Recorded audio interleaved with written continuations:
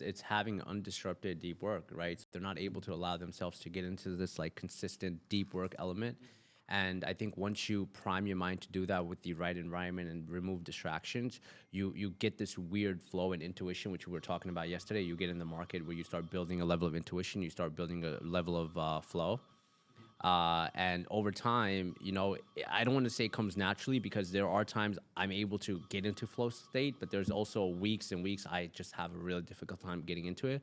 But when I am able to get into it with like, let's say trading, I'm like so locked in, and it's like weirdly you get this intuition plus you get into flow state and you get super comfortable on taking trades. But there's also a negative side to it.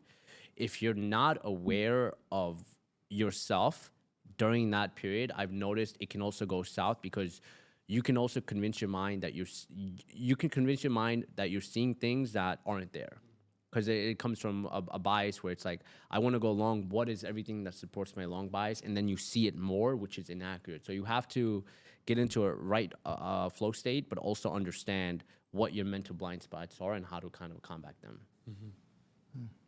How about yourself? I don't really know what flow state is. Like, I don't really understand these words. Imagine like you're an athlete, let's say, and you some days you don't feel like training, you're kind of off, but you do it anyway. That's discipline getting you through. But certain days you feel like just going and going and going, and the time passes by, and you look back, man, it's been 4 hours and I've been locked in.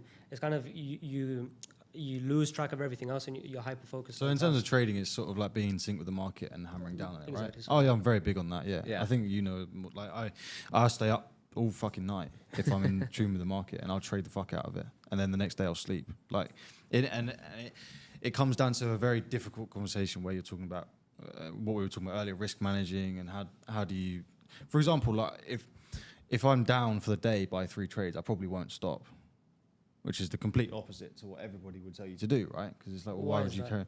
Because I know that I have the ability to bring it back a lot of the time, and that's how Why do you feel like you need to do it that day?